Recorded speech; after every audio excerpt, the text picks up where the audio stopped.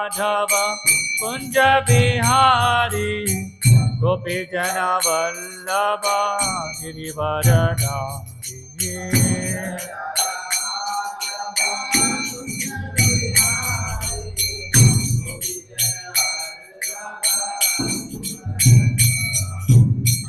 जय राधा माधव कुंज बिहारी गोपी जन वल्लभ गिरिवरधारी।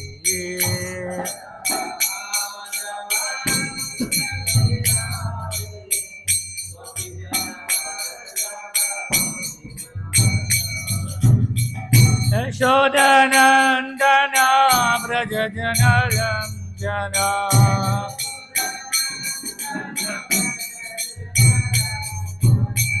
यशोदनन्दन व्रज जनरञ्जन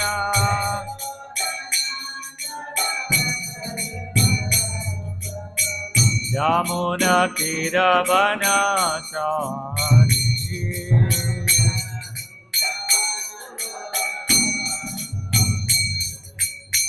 यमुनातीरवनचारी।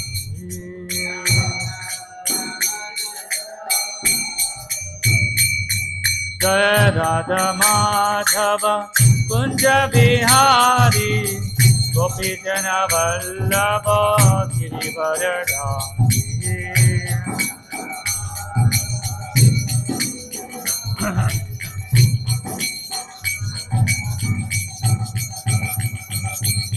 जय राधा माधव कुंज बिहारी गोपी जन वल्लभ गिरिवरधारी।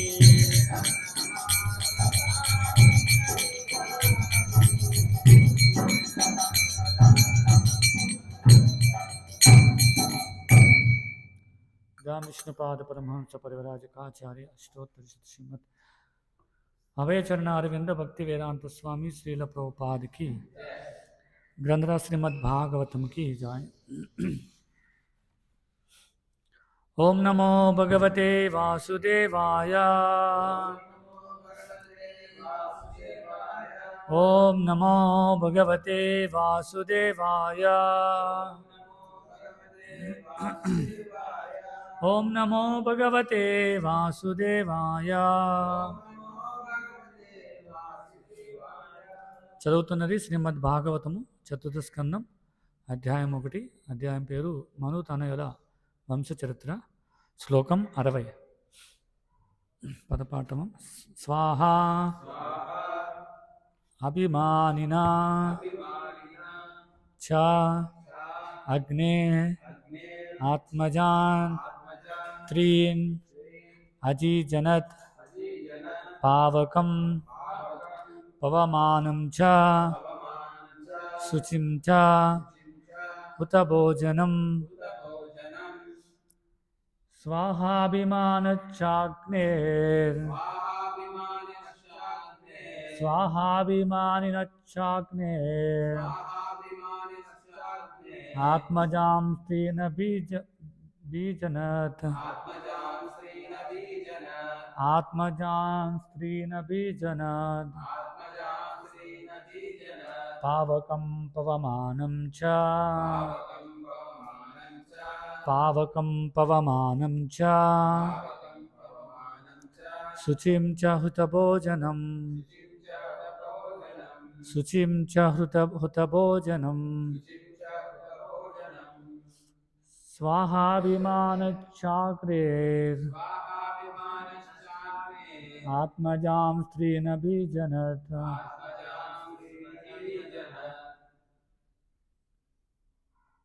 ఏదో వచ్చింది చూడు నా దాంట్లోనే అదే చూస్తున్నా. జీజనత్ పావకం పవమానం చ శుచిం చ హృతభోజనం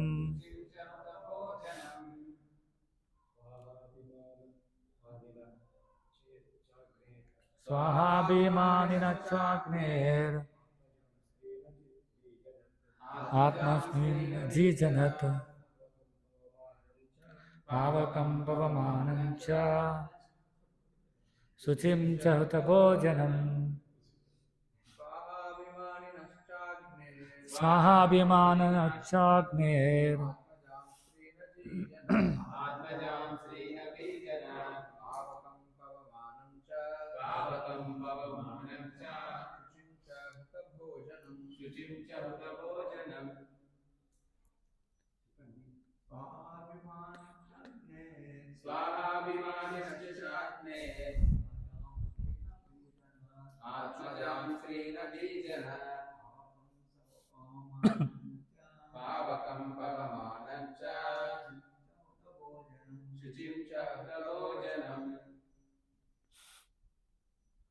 ఆన్లైన్లో ఎవరైనా చదువుతారా? హరే కృష్ణ. స్వాహాభిమానశ్చాగ్నేర్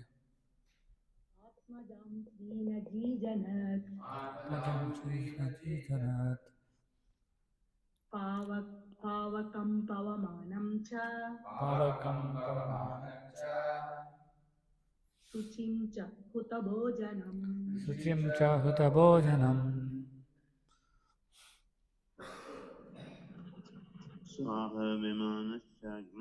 స్వాహాభిమానశ్చాగ్నేర్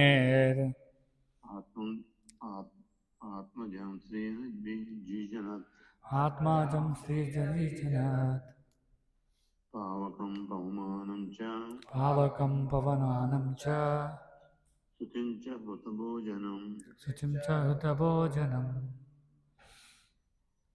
ప్రతిపదార్థములు. స్వాహ అగ్నిదేవుని భార్యయగు స్వాహ. అభిమానిన అగ్నికి అధిష్టాన దేవత. చ మరియు అగ్నేహే అగ్ని నుండి. ఆత్మజాన్ పుత్రులు. త్రీన్ మువ్వురు. అజీజనత్ కలిగిరి. పావకం పావకుడు. పవమానం చ మరియు పవమానుడు. శుచిం చ మరియు శుచి. హుతభోజనం యజ్ఞహుతులను భుజించువారు. భావము మరియు భాష్యం ఇచ్చినటువంటి వారు అభయచరణ అరవింద భక్తివేదాంత స్వామి శ్రీల ప్రభుపాద్. అగ్నిదేవుడు తన భార్యయగు స్వాహ వలన పావకుడు, పవమానుడు, శుచి అను మువ్వురు పుత్రులను పడిసెను. ఆ మువ్వురును యజ్ఞములందు అర్పించబడిన హుతమును భుజించి జీవింతురు. భాష్యం. ధర్ముని 10 మువ్వురు భార్యల అనగా అందరును దక్షుని పుత్రికలు సంతానమును గూర్చి వివరించిన పిమ్మట మైత్రేయుడు దక్షిణుని 14వ కుమార్తెయగు స్వాహను గూర్చి ఆమె మువ్వురు పుత్రులను గూర్చి ఇప్పుడు వివరించుచున్నారు. యజ్ఞాగ్ని యందు అర్పింపబడిన ఆహుతులను దేవతల కొరకే ఉద్దేశించబడినవి. వారి పక్షమున అగ్ని స్వాహ దంపతుల తనయుడు పావకుడు, పవమానుడు, శుచి వాటిని స్వీకరింతురు. ఓం అజ్ఞానతిమిరాంధస్య జ్ఞానాంజనశలాకయ చక్షుర్మిలితం యేన తస్మై శ్రీ గురవే నమః. శ్రీ చైతన్య మనోభీష్టం స్థాపితం యేన భూతలే స్వయం రూప కదా మహ్యం దదాతి స్వపదాంతికం. వందేహం శ్రీగురో శ్రీయుతాపదకమలం శ్రీగురూన్ వైష్ణవాంచ శ్రీరూపం సాగరజాతం సహగణ రఘునాథాన్వితం తం సజీవం సాద్వైతం సావధూతం పరిజన సహితం కృష్ణ చైతన్యదేవం శ్రీరాధా కృష్ణ పాదాన్ సహగణ నరితా శ్రీ విశాఖాన్వితాం చ. నమో విష్ణుపాదాయ కృష్ణ ప్రేష్టాయ భూతలే శ్రీమతే భక్తి వికాస స్వామి ఇతి నామనే. నమో విష్ణుపాదాయ కృష్ణ ప్రేష్టాయ భూతలే శ్రీమతే భక్తి వేదాంత స్వామి ఇతి నామనే. నమస్తే సారస్వతే దేవే గౌరవాణి ప్రచారిణే నిర్విశేష శూన్యవాది పాశ్చాత్య దేశతారిణి. జయ శ్రీకృష్ణ చైతన్య ప్రభు నిత్యానంద శ్రీ అద్వైత గదాధర శ్రీవాసాది గౌర భక్త బృంద. హరే కృష్ణ కృష్ణ కృష్ణ హరే హరే హరే రామ రామ రామ హరే హరే. అగ్నిదేవుడు తన భార్యకు స్వాహ వలన పావకుడు, పవమానుడు, శుచి అను మువ్వురు పుత్రులను పడిచాను. ఆ మువ్వురును యజ్ఞములందు అర్పింపబడిన హుతమును భుజించి జీవింతురు. ఇక్కడ అగ్నిదేవుడి గురించి ముఖ్యంగా వివరిస్తున్నారు. మనం చూసినట్లయితే ఇక్కడ ఈ అగ్నిదేవుడికి తన భార్యకు స్వాహ కదా, మనం చాలాసార్లు వింటాం ఈ పదం. ఎప్పుడైతే యజ్ఞం చేస్తామో యజ్ఞంలో ఆహుతి సమర్పించినప్పుడు రకరకాల పదార్థాలని అగ్నికి సమర్పించినప్పుడు ఏమని చెప్తారు? స్వాహ స్వాహ స్వాహ అని చెప్తారు. అంటే దీని అర్థం ఏంటంటే తన భార్యని సంబోధిస్తున్నారు. ఎందుకంటే మనం సాధారణంగా వైదిక కట్టుబాటు ఏంటంటే శక్తిని శక్తిమంతుడిని కూడా మనం కీర్తిస్తాం. నేరుగా శక్తిమంతుడిని కీర్తించాం కదా, మనం రాధాకృష్ణ అంటాం, సీతారాములు అంటాం, లక్ష్మీనారాయణ అంటాం. కాబట్టి ఇక్కడ కూడా మనం ఏ ఉద్దేశంతో అక్కడ యజ్ఞం చేస్తారంటే ఇక్కడ అగ్ని యొక్క భార్యని అయినటువంటి స్వాహాని కూడా ఇక్కడ సంబోధిస్తున్నారని చెప్పి ఇక్కడ చెప్తున్నారన్నమాట. కాబట్టి ఇక్కడ వాళ్ళ అగ్నిదేవుడు తన భార్యకు స్వాహ వలన కలిగినటువంటి ముగ్గురు సంతానం ఎవరైతే ఉన్నారో వాళ్ళ యొక్క ఆహారం ఏంటంట చెప్తున్నా చూడండి. యజ్ఞములందు అర్పించబడిన హుతమును భుజించి జీవించరు. వాళ్ళు ఏ విధంగా జీవిస్తారు? యజ్ఞములో ఏదైతే రకరకాల పదార్థాలు అర్పిస్తారో వాటిని వారు స్వీకరించడం ద్వారా వాళ్ళ జీవితాన్ని కొనసాగిస్తారని చెప్తున్నారు. ఇది వాళ్ళ ఇద్దరు పుత్రులు, ముగ్గురు పుత్రులకే కాదు, ఇది మొత్తం జీవరాశికి అన్నిటి కూడా ముఖ్యమైనటువంటి అనమాట. ఎవరైతే కృష్ణుడు చెప్తున్నాడు కదా, అన్నాద్ భవంతి భూతాని ప్రజన్యాదన్న సంభవ. జీవి అన్నం లేకుండా జీవితాన్ని కొనసాగించలేడు. ప్రతి జీవికి అన్నం కావాలి అని చెప్తున్నారు. మరి అన్నం ఎలా వస్తుందంటే రకరకాల దేవతలను సంతృప్తిపరచడం ద్వారా, అంటే యజ్ఞాలు చేయడం ద్వారా. యజ్ఞం ద్వారా దేవతలు సంతృప్తి చెందుతారు. ఆ సంతృప్తి చెందిన దేవతలు మనకి వర్షాన్ని కురిపిస్తారు. వర్షాధారంగా మనకి ఆహారం లభిస్తుంది. ఇది ప్రకృతి యొక్క సహజమైన ఏర్పాటు. ఎప్పుడైతే ఒక వ్యక్తి యజ్ఞం చేస్తాడో యజ్ఞం ద్వారా వర్షాలు కురిస్తాయి. దేవతలు సంతృప్తిపరచడం ద్వారా వర్షాలు కురిస్తాయి. ఆ వర్షాల ద్వారా మనకి ఆహారం లభిస్తుంది. ఇది సాధారణంగా ప్రకృతి యొక్క ఏర్పాటు, భగవంతుడి చేత జరిగినటువంటిది. కాబట్టి ఒక వ్యక్తి ప్రకృతి నుంచి ఏదైతే ఆహారాన్ని స్వీకరిస్తున్నాడో ఆ వ్యక్తి కృతజ్ఞతాభావాన్ని కలిగి ఉండాలి. కృతజ్ఞుడిగా ఉండకూడదు. కృతజ్ఞతాభావం అంటే తిరిగి మళ్ళీ అది ప్రకృతికి ఇవ్వాలి. అది ఏ విధంగా ఇవ్వాలంటే కృష్ణుడు భగవద్గీతలో చెప్తున్నాడు, యజ్ఞం చేయడం ద్వారా అది సాధ్యమవుతుంది. అలా చేయని వాళ్ళని ఏమంటారంటే కృష్ణుడు చెప్తున్నాడు దొంగ అని చెప్తారు కదా. యజ్ఞశిష్టాసనత్వంతో ఉచ్యంతే సర్వకిల్బిషహి భుంజతేతే త్వగం పాప ఏ పశ్చాత్ ఆత్మకారణ. ఏమని చెప్తున్నారు? అలాంటి వ్యక్తి ఎవరైతే యజ్ఞాచరణం ద్వారా తిరిగి వాళ్ళు సాక్రిఫైస్ చేయరో వాళ్ళని శాస్త్రాలు ఏం చెప్తున్నాయంటే పాపాత్ములుగా చెప్తున్నారు. వాళ్ళని ఒక దొంగగా చెప్తున్నారు అన్నమాట. భుంజతేతే త్వగం పాపం. కాబట్టి సాధారణ కట్టుబాటు ఏంటంటే ఇక్కడ అగ్నికి ఆహుతి ఇవ్వడం, అగ్నికి అవిసెలు అర్పించడం అనేది కట్టుబాటు అనమాట. కాబట్టి ఒక రాజ్యంలో రాజు ప్రజలందరి తరపున కూడా యజ్ఞాలు నిర్వహించేవాడు. ఎలా అంటే ఈ యజ్ఞాలు నిర్వహించడం ద్వారా అగ్ని ద్వారా మిగతా దేవతలందరికీ కూడా ఈ పదార్థాలన్నీ కూడా అర్పించబడతాయి. ఎందుకంటే శాస్త్రం చెప్పబడింది అగ్ని అంటే దేవతల యొక్క నోటితో చెప్పారనమాట. నోరు ఏదైతే ఉందో అది దేవతల యొక్క నోరు భాగం ఏదైతే ఉందో అది అగ్ని అనమాట. కాబట్టి అగ్ని ద్వారా మనం ఏం చేస్తాము? ఎప్పుడైతే అగ్నిలో ఆహుతులు అర్పిస్తామో అవి మిగతా దేవతలందరూ కూడా దాన్ని స్వీకరిస్తుంటారు. అందుకే యజ్ఞం చేసినప్పుడు ఏమంటారు? రకరకాల దేవతల నామాన్ని జపిస్తూ కీర్తిస్తూ వాళ్ళు అగ్నిలో వేస్తూ ఉంటారు అనమాట. అది సాధారణంగా జీవులు చేసే ప్రక్రియ. అది వైష్ణవులు వేరే విధంగా చేస్తారు. ఎందుకంటే వైష్ణవులు చేసినప్పుడు ఏం చెబుతారు? ఇదం నారాయణే ఇదం నమః, ఇదం విష్ణువే ఇదం నమః. ఇలా భగవంతుడి యొక్క నామాలు ఏవైతే ఉన్నాయో, విష్ణు యొక్క నామాలు ఏవన్నాయో అవి జపిస్తుంటారు. కాబట్టి అగ్నికి అనేది చాలా ప్రాముఖ్యత కలిగి ఉంటుంది వైదిక సంస్కృతిలో కదా. అగ్ని ఒక విధంగా మనం చూస్తే అగ్ని భగవంతుడి యొక్క భక్తుడు, భగవంతుడి యొక్క సేవకుడు. కాబట్టి ముఖ్యంగా ఈ దేవతలలో ముఖ్యంగా ముగ్గురు దేవతలని చాలా ముఖ్యంగా సంబోధిస్తాడు. ఎవరు అంటే మనం చూడొచ్చు, ఇంద్రుడు, అగ్ని, వరుణుడు ముగ్గురిని కూడా చాలా ముఖ్యమైన దేవతలుగా వర్ణిస్తారనమాట. కాబట్టి అగ్నికి చాలా ప్రాచుర్యం ఉంది వైదిక సంస్కృతిలో మనం చూసినట్లయితే. ఉదాహరణకి మనం రామాయణంలో చూసినప్పుడు రామాయణంలో హనుమంతుడు లంకకి వెళ్ళినప్పుడు రావణాసురుడు ఏం చేస్తాడు? హనుమంతుడి యొక్క తోకకి నిప్పంటిస్తాడు. నిప్పంటించినప్పుడు ఏం జరుగుతుంది? హనుమంతుడు అటు ఇటు తిరుగుతుంటాడు. మొత్తం ఈ లంకలో ఉన్నటువంటి మొత్తం చాలా భాగాన్ని ఆహుతి చేస్తాడు దానిలో భాగంగా.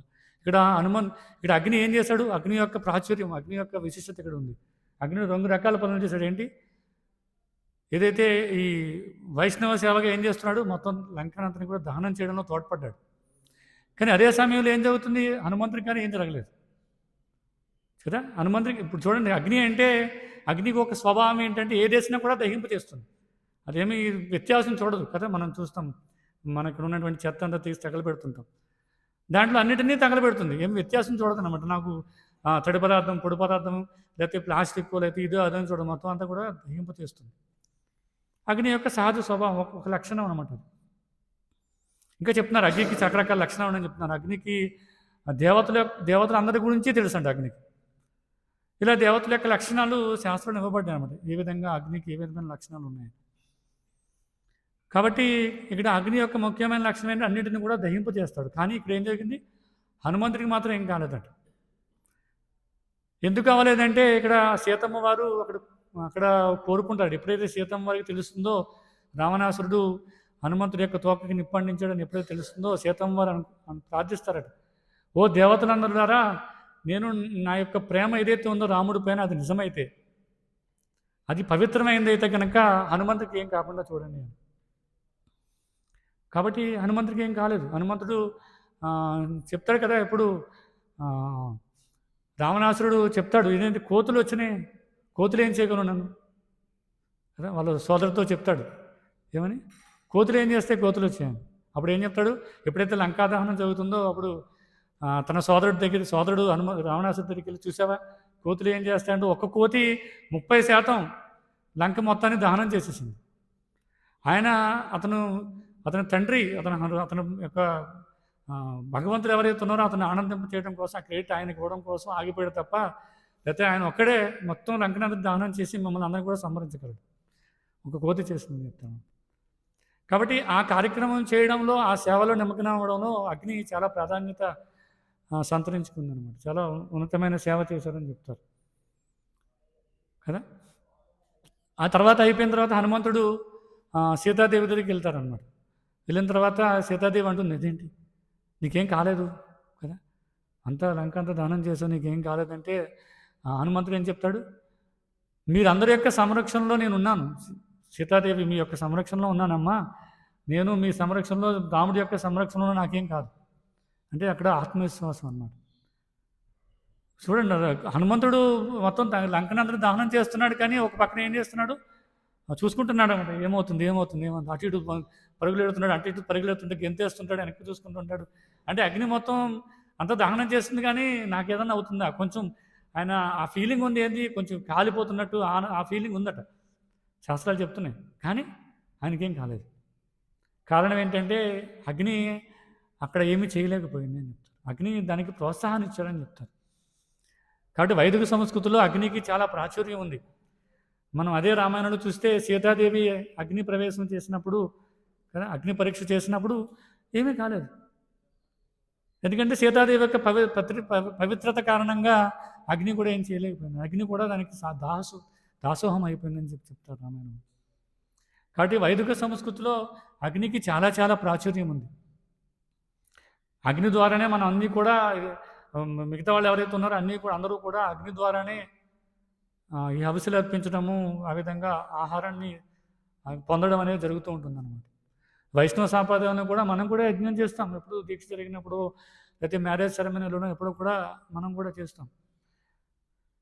ముఖ్యంగా ఇక్కడ అగ్ని ఏ విధంగా వచ్చింది అంటే, ఇక్కడ శాస్త్రాలు చెప్పబడిన విధానాలు 2 రకాలుగా ఉన్నాయి. ఒకటి ఏంటంటే 2 కట్టెలు కదా, 2 కట్టెలు ఇలా రుద్దడం ద్వారా చేయడం ద్వారా అగ్ని వస్తుందని చెప్తుంటారు.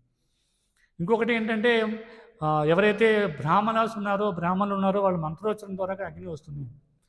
ఇవన్నీ సాధారణంగా వ్యవహారంలో చెప్పే విధానం అగ్ని ఆవిర్భవించడానికి. కానీ అగ్ని ఆవిర్భవించడానికి శాస్త్రంలో చెప్పబడింది ఏంటంటే దేవహూతి వల్ల వచ్చింది. దేవహూతికి పుట్టినటువంటి ఒక పుత్రుడు అగ్ని అని చెప్తుంటారు. కర్దవముని దేవహూతి వల్ల వచ్చినటువంటి ఒక పుత్రుడు అగ్ని అని చెప్తుంటారు శాస్త్రంలో. అది సరైన వివరణ అనమాట. మిగతా వివరణలన్నీ కూడా మనం 2 కట్టెల ద్వారా వచ్చినాయి అంటే అవి ఉండొచ్చు, కానీ అది పూర్తి వివరణ కాదు. ఎందుకంటే ఎప్పుడైతే కట్టెలను ఉపయోగించి అగ్నిని ప్రజ్వలింపజేసామో అదే అగ్ని 2 కట్టెలని దహింపచేస్తుంది కదా కదా అవునా కదా?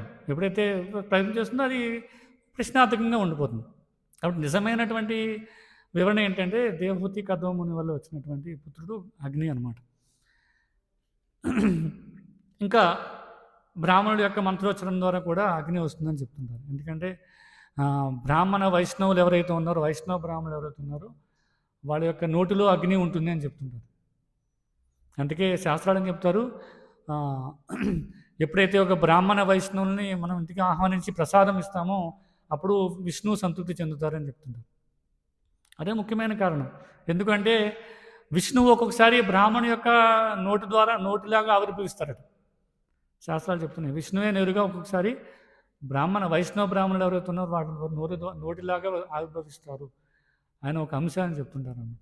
కాబట్టి ఎప్పుడైతే మనం ఒక బ్రాహ్మణ వైష్ణవుని ఇంటికి ఆహ్వానించి, ముఖ్యంగా గృహస్థులు ఎవరైతే ఉన్నారో వాళ్ళు ఒక బ్రాహ్మణ వైష్ణవ బ్రాహ్మణులు ఎవరైతే ఆహ్వానించి ప్రసాదాన్ని ఇస్తారో అప్పుడు స్వయంగా నేరుగా విష్ణువు సంతృప్తి చెందుతారని చెప్తారు అన్నమాట. కాబట్టి శాస్త్రంలో ఇవ్వబడింది అగ్నిదేవుని యొక్క విశిష్టత ఏదైతే ఉందో అది శాస్త్రంలో ఇవ్వబడింది అనమాట. చాలా చాలా మనం చూడండి, ఒక జీవి ఈ వైదిక సంస్కృతి, వైదిక జీవన విధానంలో ఒక జీవి పుట్టినప్పటి నుంచి చివరి అంత్యేష్టి వరకు కూడా అగ్ని యొక్క ప్రభావం చాలా ఉంటుంది కదా. పుట్టిన వెంటనే అగ్ని లేకపోతే ఆ వేడి లేకపోతే బిడ్డ సరిగ్గా ఉండలేడు. అందుకే ముఖ్యంగా వాయువు, అగ్ని చాలా ముఖ్యమైన పాత్రని పోషిస్తాయి అన్నమాట ఒక బిడ్డ బయటికి రావాలి అంటే. కాబట్టి ఆ బిడ్డ ఎప్పుడైతే బయటకు వస్తాడో అప్పటి నుంచి ఆ బిడ్డ పవిత్రీకరణ విధానం కోసం రకరకాల యజ్ఞాలు చేస్తారు కదా. నామకరణం చేస్తారు, లేదంటే ముఖ్యమైనటువంటి 16 రకాలు ఏవైతే సంస్కారాలు ఉన్నాయో అవన్నీ కూడా చేస్తారు. ప్రతి సంస్కారానికి యజ్ఞం చేస్తారంటే అగ్నిని ఆహ్వానిస్తారనమాట. కాబట్టి ప్రతి దానికి కూడా ఒక మానవ జీవితం పుట్టినప్పటి నుంచి ప్రతి విషయంలో కూడా అగ్ని యొక్క పాత్ర చాలా చాలా ఉందన్నమాట. ఉదాహరణకి ఒక వ్యక్తి పోషించుకోవడం కోసం ఆహారాన్ని స్వీకరిస్తాడు. ఆహారాన్ని స్వీకరించినప్పుడు ఆహారం జీర్ణం అవ్వాలి అంటే ఏం చేయాలి? ఆ జఠరాగ్ని అనేది చక్కగా పనిచేయాలి. జఠరాగ్ని అనేది ఉండాలి. ఆ జఠరాగ్ని అంటే అగ్ని యొక్క అంశ అనమాట. కాబట్టి ఆ జఠరాగ్ని చాలా పాత్ర పోషిస్తుంది ఒక జీవి బతకడానికి. ఇలా చాలా రకాల అగ్నులు మన శరీరంలో ఉంటాయన్నమాట. చివరికి జీవి కొనసాగిస్తూ అంత్యేష్టి సమయానికి వస్తే ఏం చేస్తారు? దహన సంస్కారం చేస్తారు. దహన సంస్కారం చేయడం ద్వారా ఈ అగ్ని చాలా అక్కడ ప్రాతినిధ్యం వహిస్తాడు అన్నమాట. ఒక వ్యక్తి పవిత్రీకరణ చెందుతుంటాడు. ఇది కూడా ఏదైతే అంత్యేష్టి ఉందో అది కూడా ఒక సంస్కారం అనమాట. అంటే కనీసం ఆ సమయంలో జీవితం మొత్తం ఏ విధమైన సంస్కారాలు చేయనప్పటికీ కనీసం ఈ దహన సంస్కారం చేసినప్పుడైనా ఆ జీవి పవిత్రం అవుతాడనే ఉద్దేశంతో దహన సంస్కారం చేస్తారు. సాధారణ బద్ధస్థులో జీవులందరినీ కూడా దహనమే చేస్తారు. ఎందుకంటే కనీసం అగ్నిదేవుడైనా దాన్ని పవిత్రీకరణ చేస్తాడు, అగ్ని ద్వారా భగవంతుడు పవిత్రీకరణ చేస్తాడనే ఉద్దేశంతో. కాబట్టి మానవ జీవితంలో ఈ సనాతన జీవన విధానంలో అగ్ని యొక్క చాలా పాత్ర పోషిస్తారన్నమాట. సాధారణంగా భక్తులు కానటువంటి వారు, శుద్ధ భక్తులు కానటువంటి వాళ్ళందరినీ కూడా దహనమే చేస్తారు. ఎందుకు అంటే సాధారణంగా ఉండే జీవులందరూ కూడా ఈ దేహాత్మ బుద్ధిలో ఉంటారు, శరీరం మీద వ్యామోహంతో ఉంటారు. కాబట్టి వాళ్ళని బూడిద చేసేస్తే ఆ శరీరం మీద వ్యామోహం పోతుందనే ఉద్దేశం. అదే పాతి పెట్టారు అనుకోండి, ఆ జీవి ఏం చేస్తాడు? ఆ శ్మశానంలో ఆ పాతి పెట్టిన ప్రదేశం చుట్టూ తిరుగుతూ ఉంటాడు అనమాట.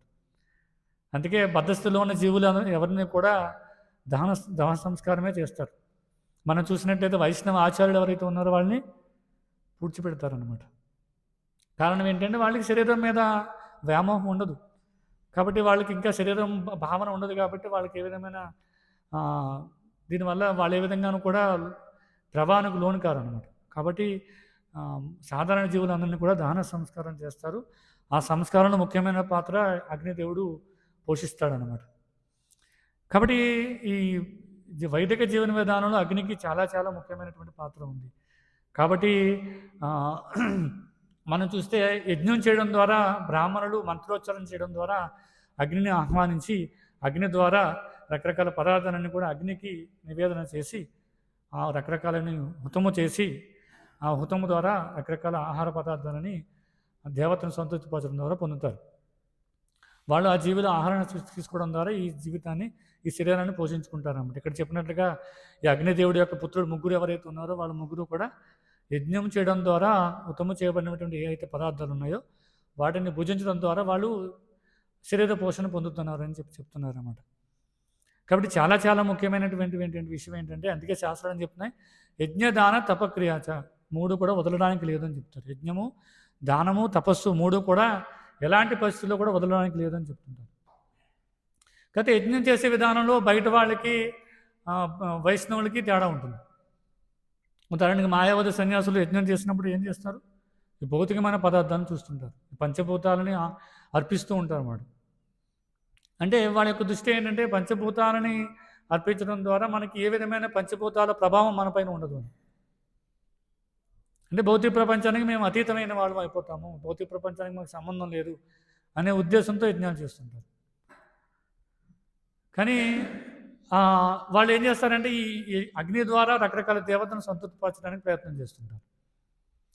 అది మనం చూసినట్టుగా పూర్వయుగంలో సాధ్యమయ్యేది, కానీ కలియుగంలో చాలా కష్టం. ఎందుకంటే ఆ దేవతలందరి యొక్క పేర్లే మనకు తెలియదు కదా. 33 కోట్ల మంది దేవతలు ఉన్నారు, అంతమంది యొక్క దేవతల పేర్లు మనకు తెలియదు.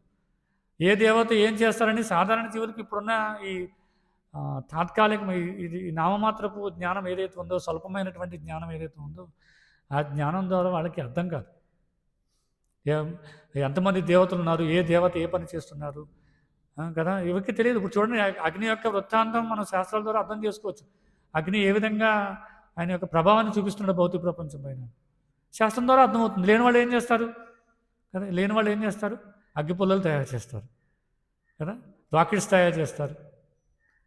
వాళ్ళ యొక్క ఆలోచన ఏంటంటే మేము అగ్నిని నియంత్రిస్తున్నాం, అగ్నిని నియంత్రించడం ద్వారా మేము ఒక రాకెట్ని తీసుకెళ్ళి చంద్రమండలానికో లేదా రకరకాల గ్రహాలకు వెళ్తున్నాం. కానీ అగ్ని లేకుండా అది కాదు. ఫైర్ అవ్వడం వల్ల, ఇంధనం ఫైర్ అవ్వడం వల్లే యంత్రాలు పనిచేస్తున్నాయి. కానీ ఈ శాస్త్రజ్ఞులు, శాస్త్రజ్ఞులు అనకూడదు, సైంటిస్టులు వాళ్ళ ఆలోచన ఏంటంటే అగ్నిని మేము నియంత్రిస్తున్నాం. కానీ అగ్నిని నియంత్రించుకోలేదు. ఎవరు నియంత్రించాలి? అగ్నిని దేవుడు నియంత్రించాలి. అది సాధ్యం కాదు. అగ్నిదేవుడు నియంత్రించాలి.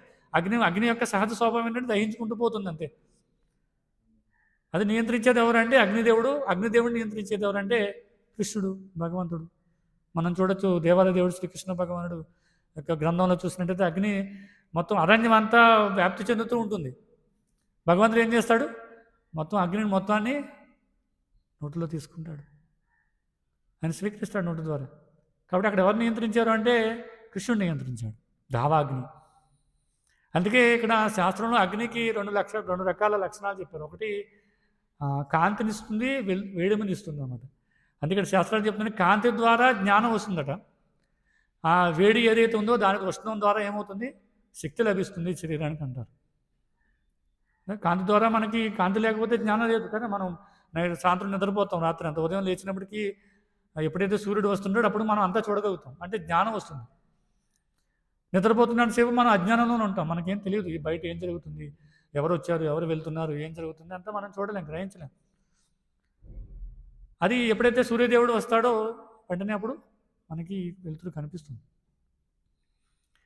కాబట్టి ఈ ఉష్ణం ఏదైతే ఉందో ఆ వేడి ద్వారా మనకి ఆ శరీరానికి ఆరోగ్యం లభిస్తుంది అన్నమాట. ఆ టెంపరేచర్, ఆ వేడి లేకపోతే శరీరం పనిచేయదు కదా. మనం అందుకే చూడండి, వేసవి కాలంలో చాలా అరుదుగా ఉంటాయి ఆరోగ్య సమస్యలు. మనం గమనించినట్లయితే వేసవికాలం ఏదైతే ఉందో ఆ 4 నెలల సమయం ఎప్పుడైతే ఉందో ఆ సమయంలో చాలా అరుదుగా ఆరోగ్య సమస్యలు వస్తుంటాయి. కఫం పట్టడము, లేదంటే రకరకాల కీళ్ళ నొప్పులు, నడువు నొప్పులు, ఇవన్నీ సయాటిక, ఇవన్నీ ఎప్పుడు వస్తాయి? అగ్ని యొక్క ప్రభావం తక్కువ ఉన్నప్పుడు వస్తాయి. ఎప్పుడు శీతాకాలంలో వస్తాయి ఎక్కువగా. చూడండి, అందుకే శీతాకాలంలో చాలామంది వ్యక్తులు నడువు నొప్పులండి, కీళ్ళ నొప్పులని ఎక్కువ బాధపడుతూ ఉంటారు. లేదా ఈ శ్వాస సంబంధమైనటువంటి జబ్బులు పెరగడం, ఇవంతా ఎందుకు జరుగుతుందంటే అగ్నిదేవి యొక్క ప్రభావం తక్కువగా ఉంటుంది. అందుకే వేసవికాలంలో మనం ఇవి చూడలేం. కాబట్టి అగ్ని యొక్క 2 లక్షణాలు ఏంటంటే జ్ఞానానికి ఇవ్వడము, తర్వాత శరీరానికి శక్తిని ఇవ్వడం అనమాట. కాబట్టి ఇక్కడ వచ్చినటువంటి చిక్కు ఏమిటంటే ఇదంతా చెప్తున్నారు శాస్త్రంలో. కృష్ణుడు కూడా చెప్పాడు నేరుగా. కృష్ణుడు ఏం చెప్పాడు? రకరకాల యజ్ఞాలు చేయడం ద్వారా మనకి దేవతలు సంతృప్తి చెందుతారు. ఆ విధంగా దేవతను సంతృప్తిపరచాలి. ఆ సంతృప్తి పడిన దేవతలు వర్షాన్ని కురిపిస్తారు, వర్షాల వల్ల ఆహారం లభిస్తుంది. కదా చెప్తున్నాడు. కానీ ఇది కృష్ణుడు అన్ని రకాల విధానాలు వివరించాడు. దేవతలను సంతృప్తిపరచాలి, యజ్ఞాలు చేయాలి, తపస్సు చేయాలి, దానం చేయాలి, అన్నిటినీ వివరించాడు. కానీ ఇది చాలా కష్టం. అందుకే కృష్ణుడు చివరిలో ఏం చెప్తున్నాడు? సర్వధర్మాన్ని పరిత్యజ్య మామేకం శరణం వ్రజ అహం త్వాం సర్వపాపేభ్యో మోక్షయిష్యామి మా శుచ అని చెప్తున్నాడు.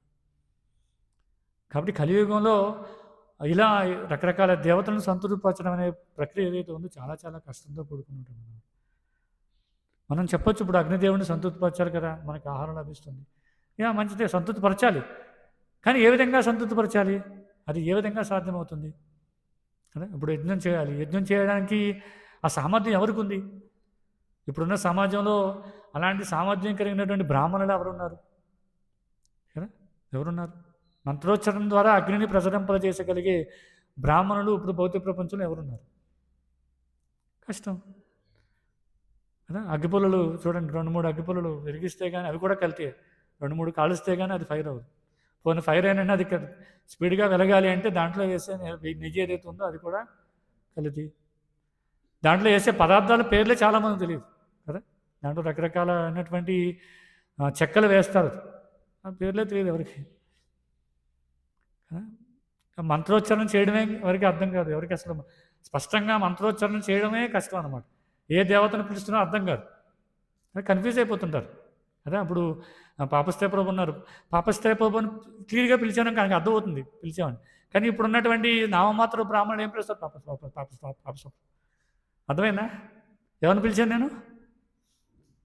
ఎందుకంటే వాళ్ళకి స్పష్టత లేదు, ఎవరికి సమయం లేదు. ఎందుకంటే ఇక్కడ చేస్తుండగా ఇంకో పని, వెంటనే ఇంకో మ్యారేజ్ చేయాలో లేకపోతే ఏదో క్రతువు చేయాలో, దానికి డబ్బులు పోతాయని ఆలోచనతో ఇక్కడ స్పీడ్గా కొనసాగిస్తుంటారు అన్నమాట. వివాహం చేయాలి, వివాహ సంస్కారం చేయాలి. పూర్వం ఎన్ని గంటలు పట్టేదండి వివాహం చేయాలంటే?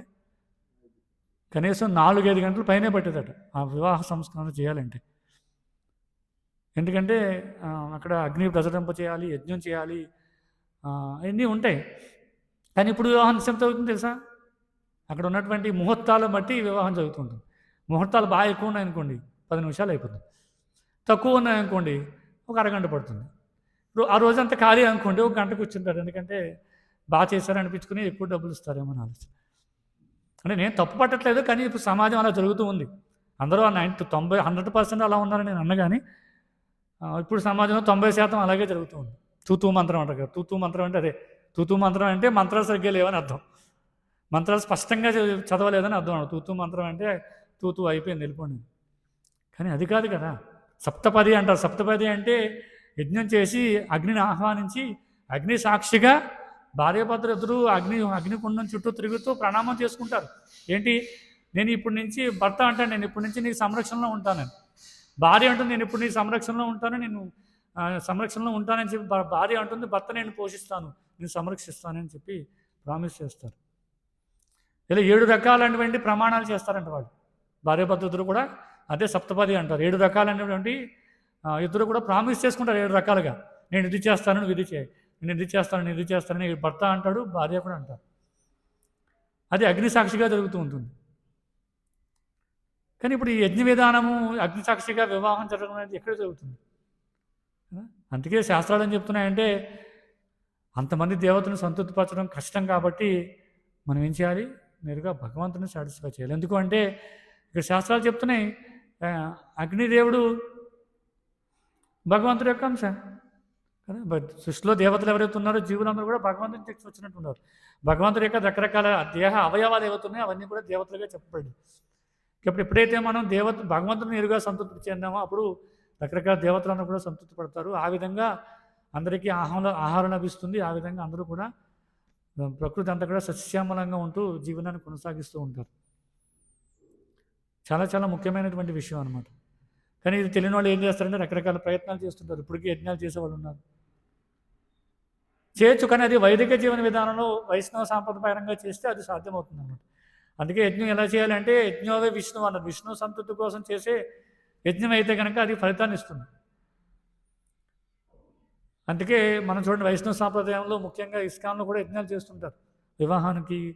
ముఖ్యంగా పరమ పూజ్య శ్రీ భక్తి వికాస్ మహారాజ్ వారు ఏం చెప్పారంటే, అన్నిటికీ యజ్ఞాలు చేయవసరం లేదు, రెండు చోట్ల చేస్తే సరిపోతుందని. ఒకటి వివాహానికి, ఇంకొకటి ఎప్పుడైతే దీక్ష తీసుకుంటారో దీక్ష సెరమనీలో అప్పుడు యజ్ఞం చేస్తారు. మిగతా సమయంలో ఎప్పుడు కూడా యజ్ఞం చేయాల్సిన అవసరం లేదు. ఎందుకంటే అది చాలా కష్టమైనతో కూడుకుంది. ఎవరు చేసే అర్హత చాలా తక్కువ మందికి ఉన్నారు. యజ్ఞం చేసే ప్రక్రియలో కూడా ఏం చేస్తారు? యజ్ఞం చేసే వైష్ణవులు ఎవరైతే ఉన్నారో వాళ్ళు రకరకాల దేవతల నామోచ్చరణ చేయరు కదా. ఏం చేస్తారు కదా? కేశవనామాలు చూపిస్తుంటారు కదా. ఇదం నారాయణ, ఇదం నమః, ఇదం విష్ణవే, ఇదం నమః, ఇలా ఏదైతే విష్ణునామాలు అయితే ఉన్నాయో వాటినే కీర్తిస్తూ ఉంటారు. ఎందుకంటే సాధ్యం కాదు. ఇప్పుడు ఏదైనా క్రతువు వచ్చిందంటే ఆ క్రతువు ద్వారా ఒక దేవతను సంతృప్తిపరచాలి. అది సాధ్యం కాదు. ఎలా సంతృప్తిపరచాలో తెలియదు, ఏం మంత్రాలు జపించాలో తెలియదు, సాధ్యం కాదు. అందుకే కలియుగంలో ఇవ్వబడినటువంటి యజ్ఞ విధానం ఏంటంటే హరినామ సంకీర్తన యజ్ఞం కదా. భగవంతుడు ఏ విధంగా సంతృప్తి పడతాడంటే కలియుగంలో భగవంతుడి యొక్క నామాన్ని కీర్తించడం ద్వారా సంతృప్తి పడతారు. ఇంకా ఇప్పుడు మనం చెప్పుకున్నాం, భగవంతుడి యొక్క భక్తులు ఎవరైతే ఉన్నారో, వైష్ణవ బ్రాహ్మణులు ఎవరైతే ఉన్నారో వాళ్ళకి మనం సేవ చేయడం ద్వారా, వాళ్ళకి ఆ ఇంటికి ఆహ్వానించి ప్రసాదాన్ని ఇవ్వడం ద్వారా విష్ణువు సంతృప్తి పడతారు కదా. మనం అందుకే చూడొచ్చు, మరి యజ్ఞం చేయడం ద్వారా అగ్ని ప్రజ్వలింప చేయడానికి ఈ హరినామ సంకీర్తన ద్వారా యజ్ఞం చేయడానికి వ్యత్యాసం లేదట. వ్యత్యాసం లేదు. ఎందుకంటే యజ్ఞం చేయడం ద్వారా ఏం చేస్తారు? సాక్రిఫైస్ చేస్తారు. ఏం సాక్రిఫైస్ చేస్తారు? వాళ్ళు రకరకాలుగా పండించినటువంటి ఆహార పదార్థాలు ఏవైతే అన్నీ ఉన్నాయో వాటిని అగ్ని ద్వారా దేవతలందరికీ కూడా అర్పిస్తుంటారు. కానీ హరినామ సంకీర్తన యజ్ఞం చేసే ద్వారా ఏం చేస్తారు? వాళ్ళు కూడా సాక్రిఫైస్ చేస్తున్నారు. ఏం చేస్తున్నారు? వాళ్ళు ఏదైతే ఈ అహం అనే భావం ఏదైతే ఉందో, ఈశ్వరోహం అహం భోగి అనే భావన ఏదైతే ఉందో దాన్ని సాక్రిఫైస్ చేస్తున్నారు కదా. భగవంతుడు భగవద్గీతలో కృష్ణుడు చెప్తున్నాడు, రకరకాల స్థాయిలో ఉన్న జనాలు రకరకాలుగా ఏ విధంగా వాళ్ళు దానం చేస్తుంటారని. భగవద్గీత మనం చూడొచ్చు. కర్మిష్ఠులు వాళ్ళ యొక్క కర్మను దానం చేస్తారు. బ్రహ్మచారులు అయితే వాళ్ళ యొక్క ఇంద్రియాలు ఏదవుతున్నాయో వాళ్ళ యొక్క ఇంద్రియాలని ఆహుతి చేస్తారు, వాళ్ళ యొక్క ఇంద్రియాలని యజ్ఞం చేస్తారు అని చెప్తున్నారు. మనం చూడొచ్చు భగవద్గీత కృష్ణుడు చెప్తున్నాడు, వాళ్ళు బ్రహ్మచారులు ముఖ్యంగా వాళ్ళ యొక్క ఇంద్రియ భోగ ప్రవృత్తి ఏదైతే ఉందో వాటిని సాక్రిఫైస్ చేస్తారు. ఇలా రకరకాల తరగతుల జనాలు రకరకాలుగా వాళ్ళు సాక్రిఫైస్ చేస్తూ ఉంటారు అన్నమాట. ముఖ్యంగా ఈ హరినామ సంకీర్తన యజ్ఞంలో భాగంగా భక్తులు ఎవరైతే భగవంతుడి యొక్క నామాన్ని కీర్తిస్తున్నారో వాళ్ళు సాక్రిఫైస్ చేస్తారట. ఏంటి? వాళ్ళ యొక్క భావన ఏదైతే ఉందో, అహం నేను అనే భావన ఏదైతే ఉందో వాటిని సాక్రిఫైస్ చేస్తారు. వాళ్ళు సాక్రిఫైస్ చేయడం ద్వారా ఏమనుకుంటారు? నేను నియంత్రుని కాదు, నేను భోగిని కాదు. పరమ భోగి ఎవరు అంటే భోక్తారాం యజ్ఞ తపసాం సర్వలోక మహేశ్వరం. అంటే అన్ని లోకాలకి పరమ ఈశ్వరుడు ఎవరు, అన్నిటికీ భోగించే వ్యక్తి ఎవరు అంటే భగవంతుడు కృష్ణుడు అనే భావనలో ఉంటూ వాళ్ళు భగవంతుడి యొక్క నామాన్ని జపిస్తూ ఉంటారు అన్నమాట. కాబట్టి వైదిక జీవన విధానంలో అగ్నికి చాలా ప్రాచుర్యం ఉంది, కానీ అగ్నిని సంతృప్తిపరిచే విధానం చాలా కష్టమైందన్నమాట. అందుకే శాస్త్రాన్ని చెప్తున్న కృతేధ్యాయతో విష్ణుం త్రేతాయం యజతో ముఖాయ్. త్రేతాయుగంలో యజ్ఞాలు చేసేవారు, వాళ్ళకి అర్హత ఉండేది. అందరి దేవతలని చూడండి, త్రేతాయుగంలో యజ్ఞాలు చేస్తుంటే సర్వదేవతలు కూడా అక్కడికి వచ్చేసేవారట కదా. బ్రహ్మ విష్ణు మహేశ్వరులు అందరూ కూడా అక్కడికి వచ్చేవారు. అందరూ చాలామంది వాళ్ళని చూడగలిగారు వచ్చానని కూడా. కానీ ఇప్పుడు అది సాధ్యం కాదు. ఏం కనిపిస్తుందంటే కల్తీని వేయడం ఉన్నారో పొగ ఎక్కువ వస్తుంది, ఆ పొగ మాత్రమే చూస్తారు అందరూ. ఆ పొగలో పక్కవాడి మొహం కూడా కనిపించదు. కానీ చూడండి, చుట్టూ ఉన్న పదార్థాలన్నీ కూడా మసిమట్టిపోయి ఆ సీలింగ్ అంతా నల్లగా అయిపోయి, ఆ చుట్టూ ఆడే పదార్థాలన్నీ కూడా మొత్తం బూజు నల్లగా అయిపోయి ఉంటాయి అనమాట. అదొకటే మనం చూడగలం యజ్ఞం చేసే ప్రదేశం.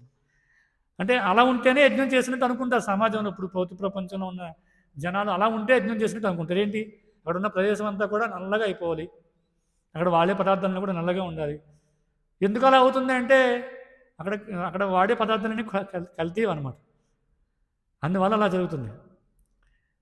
కానీ పూర్వం యజ్ఞం చేస్తే ఏం జరిగేది? దేవతలందరూ కనిపించేవారు. చాలా చాలా ఆహ్లాదకరంగా ఉండేది. భగవంతుడి యొక్క నామాన్ని కీర్తించడం ద్వారా అందరూ చాలా ఆనందంగా ఉండేవారు. అధిక మొత్తంలో విరాళాలు ఇచ్చేవారు, అధిక మొత్తంలో దానం చేసేవారు. ఎంత అంగరంగ వైభవంగా ఉండేది అంటే ఇప్పుడు ఏదో ఒక 4 గోడల మధ్యలో కదా. ఇప్పుడు లేటెస్ట్ ఫ్యాషన్ వచ్చింది, రెడీమేడ్ అనమాట. చిన్న అగ్ని ఏదైతే యజ్ఞం చేయాలో దానికి కావాల్సినటువంటి పదార్థం రెడీమేడ్ ఉంది, ఎక్కడ పడితే తీసుకెళ్ళచ్చు. అది ఆ అగ్నికుండం చేసే విధానం కూడా ఉంటుంది. ఎన్ని బ్రిక్స్ వాడాలి, ఏ షేప్లో చేయాలి, ఒక విధానం కూడా ఉందని. ఇప్పుడు అంతా రెడీమేడ్ అయిపోయింది అనమాట. సాధ్యం కాదన్నమాట. కాబట్టి ఎంత పూర్వం యజ్ఞం చేస్తే చాలా ఆహ్లాదకరంగా ఉండేది. అగ్ని కూడా చాలా ఆనందంగా ప్రసరింప చేస్తూ ఉండేవారు. అగ్నిలో రకరకాల ఆకారాలు చూసేవారట పూర్వం. అగ్ని ద్వారా చాలా రకాల వైవిధ్యాలు కనిపిస్తూ ఉండేవి. కానీ ఇప్పుడు అది సాధ్యం కాదు. అందుకే ఏం చెప్పారు? త్రేతాయాం అజితోముఖ, అది త్రేతాయుగంలో సాధ్యమయ్యేది. తర్వాత ద్వాపరే పరిచర్యాయం, ద్వాపరయుగంలో పరిచర్య చేసేవారు. కాబట్టి ఈ 3 యుగాల్లో చేసినటువంటి క్రతువులు ఏవైతే ఉన్నాయో ఇవి కలియుగంలో చేయడం కష్టం కాబట్టి శాస్త్రాలు ఆచార్యులు ఏం చెప్తున్నారు?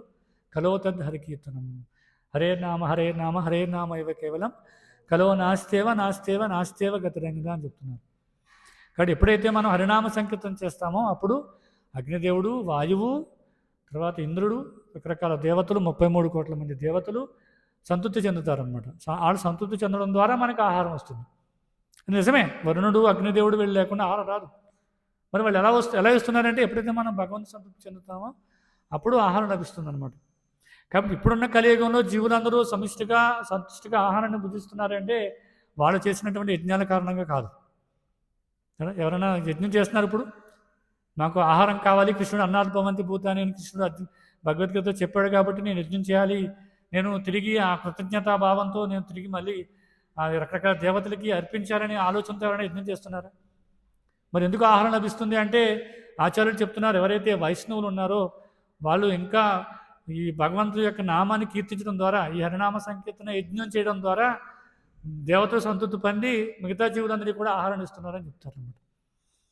అందుకే మనం ప్రచారంకి వెళ్ళినప్పుడు చాలామంది అడుగుతుంటారు, ఇదేంటండి కృష్ణ కృష్ణ అంటే కడుపు నిండుతుందా కదా, మరి మీరు కూడా ఇలా ఖాళీగా ఉండి కృష్ణ కృష్ణ అంటే మరి ఆహారం ఎలా లభిస్తుంది? అందరూ ఇదే పనిలో ఉంటే మరి ఎలా మరి కడుపు నిండేది, కుటుంబాన్ని ఎలా పోషించాలి అని అంటుంటారు అన్నమాట. అంటే వాళ్ళకి కష్టపడితే ఆహారం వస్తుందనే విషయం తెలుసు, కానీ అది మళ్ళీ యజ్ఞ రూపంలో దానం చేస్తే వస్తుందనే విషయం తెలియదు. కాబట్టి వాళ్ళు ఏమంటారు, కృష్ణ కృష్ణ అంటే కడుపు నిండుతుందా అండి, కష్టపడి పని చేయాలి, కుటుంబాన్ని పోషించుకోవాలి, ఇలా కారణాలు చెప్తుంటారు. మరి కష్టపడి పని చేస్తే వర్షాలు కుడిపోతాయా కదా? వర్షాలు కురిస్తే కష్టపడి ఒక వ్యక్తి బాగా కోట్ల రూపాయల ధనాన్ని సంపాదించాడు, వర్షాలు కురుస్తాయా కదా? మరి అమెరికాలో చాలా ధనం ఉంది, మరి ఎప్పుడు వర్షాభావం అనేది ఉండకూడదు, లేకపోతే అతిగా వర్షాలు కురవకూడదు, ఎందుకంటే ధనంతో నియంత్రించవచ్చు కదా. మరి ఎందుకు ఒకసారి తుఫాన్ వచ్చి మా అమెరికా సగభాగం కొట్టుకుపోయిందని చదువుతుంటాం, లేకపోతే అలా వర్షాలు లేవని చదువుతుంటాం. ఎందుకు వ్యత్యాసం కనిపిస్తుంది అంటే ఎవరు నియంత్రించలేరు. కాబట్టి వాళ్ళ యొక్క ఆలోచన ఏంటంటే ధనం ఉంటే సరిపోతుంది, ఆహారం ఆటోమేటిక్గా వస్తుందని. అది కాదు కదా. ధనం ద్వారా కష్టపడి పనిచేయడం ద్వారా ఆహారం రాదు. ఆహారం ఎలా వస్తుంది? ప్రకృతి ద్వారా వస్తుంది. మరి ఆ ప్రకృతి ఏ విధంగా ఇస్తుందంటే ఎప్పుడైతే ఒక వ్యక్తి భగవంతుని కీర్తిస్తాడో, భగవంతుని సంతృప్తిపరుస్తాడో. ఎందుకంటే కృష్ణుడు చెప్తున్నాడు కదా, ఏదైతే దేవతకు అర్పించినా అది ఉందో అది నాకే చెందుతుంది, చివరికి నా దగ్గరికి వస్తుంది. ఎందుకంటే దేవతలు మధ్యస్థంగా ఉండి అది భగవంతుడికి అర్పిస్తారు అన్నమాట. కాబట్టి అల్టిమేట్గా ఏ విధంగా ఇచ్చినా కూడా అది భగవంతుడి దగ్గరికి వెళ్తుంది. కాబట్టి నేరుగా భగవంతుడికి మనం కనుక సంతృప్తి పొందితే మిగతా దేవతలు కూడా ఓకే మా పని ఈజీ అయింది, మాకు ఇంకా సులభమైందని అనుకుంటారు తప్ప వాళ్ళు ఏమీ వ్యత్యాసం చూపించరు, వాళ్ళకి ఏం కోపం రావడం జరగదు అనమాట. కాబట్టి ఇంకా జనాలు ఆహారాన్ని తీసుకోగలుగుతున్నారు, అనావృష్టి లేదు, ఇబ్బంది లేదు అంటే ముఖ్యమైన కారణం ఏంటంటే ఇంకా వైష్ణవులు ఎవరైతే ఉన్నారో, ముఖ్యంగా ఈ అంతర్జాతీయ కృష్ణ చైతన్య సంఘంలో ఉన్నటువంటి సభ్యులు ఎవరైతే ఉన్నారో వాళ్ళు హరినామ సంకీర్తన చేయడం ద్వారా వాడికి ఆహారం లభిస్తుంది. చాలా చాలా ముఖ్యమైన విషయం. చాలామంది దీన్ని గ్రహించలేరు, చాలామంది గ్రహించలేరు. చూడండి, అందుకే పంటలు వేస్తారు కదా, ఆహారం భుజించడం కోసమే వైదిక జీవన విధానం పంటను వేస్తారు, కానీ ఒక్కోసారి రాదు కదా, అతివృష్టిలో కొట్టుకుపోతుంటాయి, ఎక్కడెక్కడ వ్యత్యాసాలు కనిపిస్తుంటాయి, వైవిధ్యాలు కనిపిస్తుంటాయి. కారణం ఏంటంటే వాళ్ళకి అర్హత లేదు. కాబట్టి ఇంకా జనులు ఇంకా ఆహారాన్ని స్వీకరిస్తున్నారు, ఇంకా వాళ్ళు శరీరాన్ని పోషించుకోగలుగుతున్నారంటే ఏకైకమైనటువంటి కారణం ఏమిటి అంటే ఇంకా వైష్ణవులు హరినామ సంకీర్తన చేయడం ద్వారా మాత్రమే సాధ్యమవుతుంది. కాబట్టి ఇక్కడ చెప్పినట్లుగా ఈ 3 పుత్రులు ఎవరైతే ఉన్నారో వాళ్ళు యజ్ఞములందు అర్పించబడిన హుతమును ఏ విధంగా స్వీకరిస్తున్నారో అలా జీవులందరూ కూడా యజ్ఞం చేయడం ద్వారా వచ్చినటువంటి యజ్ఞంలో ఈ హుతమును ఎవరైతే అర్పిస్తున్నారో ఆ హుతము ద్వారా వాళ్ళు జీవనాన్ని కొనసాగిస్తున్నారు. అదే హరినామ సంకీర్తన యజ్ఞం అంటారు అన్నమాట. కాబట్టి ఎవరైతే భక్తులు యజ్ఞం చేస్తున్నారో ఆ యజ్ఞం ద్వారా ప్రతిఫలం వచ్చి రకరకాల జీవులు వాళ్ళను ఆహారాన్ని భుజిస్తున్నారు. అంతేగాని నేరుగా ఇది సాధ్యం కాదన్నమాట. చూడండి ఇక్కడ చెప్తున్నారు, అందుకే యజ్ఞంలో బ్రాహ్మణులు అర్పిస్తున్నారు, దాని ద్వారా అగ్నిదేవుడి యొక్క పుత్రులు పోషించబడుతున్నారు. అలా అగ్నిదేవుడికి పుత్రులే కాదు సమస్త సృష్టి అంతా కూడా పోషించబడుతుంది. అది ఈ యుగంలో ఈ యజ్ఞాలు చేయడం ద్వారా కాదు, హరినామ సంకీర్తన యజ్ఞం చేయడం ద్వారా. కాబట్టి ఆచార్యులు ఈ యొక్క భాష్యాన్ని ఆ విధంగా వివరిస్తున్నారు అన్నమాట. అందుకే సులభమైనటువంటి మార్గం ఏంటంటే నేరుగా భగవంతుడికి శరణాగతి పొందడం. ఎప్పుడైతే భగవంతుడికి నేరుగా శరణాగతి పొందామో భగవంతుడి యొక్క అంశలైనటువంటి రకరకాల దేవతలై ఉండొచ్చు, రకరకాల భౌతిక పదార్థాలు ఉండొచ్చు, అన్నీ కూడా సంతృప్తి చెందుతాయి అన్నమాట. అందుకే మనం శాస్త్ర అవగాహన ద్వారా అర్థం చేసుకోవాలి. అగ్ని అంటే మనం ఒక వేడి వెలుతురనే చూస్తారు ఎవరన్నా. సాధారణంగా ఏం చూస్తారు? శక్తి ఉంది, చాలా ఉష్ణం ఉంటుంది, చాలా వెలుతురు ఉంటుందని అనుకుంటారు. అది సాధారణ భౌతిక ప్రపంచంలో జీవుల యొక్క ఆలోచన. కానీ దానికి కూడా ఒక అధిష్టాన దేవత ఉన్నారు, అతను కూడా ఒక వ్యక్తే. ఈ విషయం అర్థమవుతుంది. ఆ వ్యక్తి కూడా భగవంతుడి యొక్క అంశే, భగవంతుడి యొక్క అండర్లో పనిచేస్తున్నారని ఎంతమందికి అర్థమవుతుంది? అది శాస్త్ర అవగాహన ద్వారా అర్థమవుతుంది అనమాట. కాబట్టి ఈ భౌతిక ప్రపంచంలో ఉండి ఈ పంచభూతాలు ఏవైతే ఉన్నాయో ఇవి మన యొక్క ఇంద్రియ భోగం కోసం ఉన్నాయి. అవి ఒక భౌతికమైన పదార్థమే. దాన్ని ఎలా కలితే అలా ఉపయోగించుకోవచ్చు, ఎలా కలితే వాళ్ళ వాడుకోవచ్చు అనేది మూర్ఖత్వం అనమాట. దాన్ని భగవంతుడి యొక్క సేవలో భాగంగా వాడుకోవాలి తప్ప మన సొంత ఇంద్రియ భోగం కోసం ఉపయోగించకూడదు. అది చాలా ముఖ్యమైనటువంటి విషయం అనమాట. కాబట్టి ఈ శ్లోకం ద్వారా మనం ఆ అగ్నిదేవుడి యొక్క వృత్తాంతం వివరించుకుంటూ అగ్నిదేవుడి యొక్క ముఖ్యమైనటువంటి దేవుడు ఎవరైతే ఉన్నారో భగవంతుడు, అగ్నిదేవుడికి మూలమైనటువంటి భగవంతుడు ఎవరైతే ఉన్నారో అతనికి శరణాగతి పొందాలనే విషయాన్ని మనం ఈ శ్లోకం ద్వారా అర్థం చేసుకోవచ్చు అన్నమాట. హరే కృష్ణ కృష్ణ కృష్ణ హరే హరే, హరే రామ రామ రామ హరే హరే. ఏమైనా ప్రశ్నలు సూచనలు ఉన్నాయి?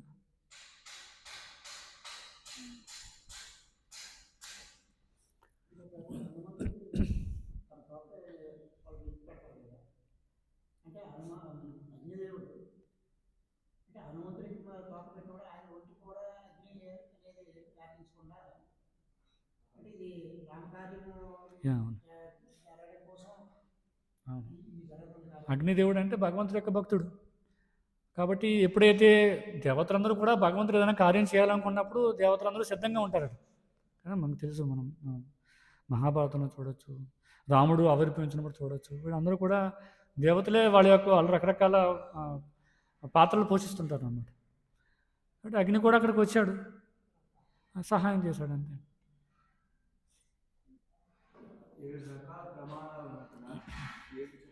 7 రకాల ప్రమాణాలు నాకు పూర్తిగా తెలియదు, నేను కొంచెం టైం లేదు, అంత కొంచెం చదివాను. దాంట్లో 2, 3 ఏంటంటే, ఒకటి అదే ఒకరినొకరు ప్రామిస్ చేసుకుంటారు, నేను మీ నియంత్రణలో ఉంటాను, నీకు శరణాగతి పొంది ఉంటానని భార్య చెప్తుంది. తర్వాత ధర్మార్థ కామమోక్షాల్లో నీ వెంటే ఉంటానని చెప్తారు. తర్వాత నేను నీ పోషణ చూస్తాను, కుటుంబ పోషణ చూస్తాను, నేను ఈ విధంగా మన కుటుంబాన్ని అభివృద్ధి చెందిస్తాను సంతానాన్ని పొందడం ద్వారా. ఇలా రకరకాల ఇద్దరు కూడా ప్రమాణాలు చేసుకుంటారు అన్నమాట. హరే కృష్ణ. గ్రంథరాజ్ శ్రీమద్ భాగవతం కి జై, జగద్గురు శ్రీల ప్రభుపాద్ కి జై. వాంఛా కల్పతరుభ్యస్య కృపా సింధుభ్యో చ పతితానాం పావనేభ్యో వైష్ణవేభ్యో నమో నమః.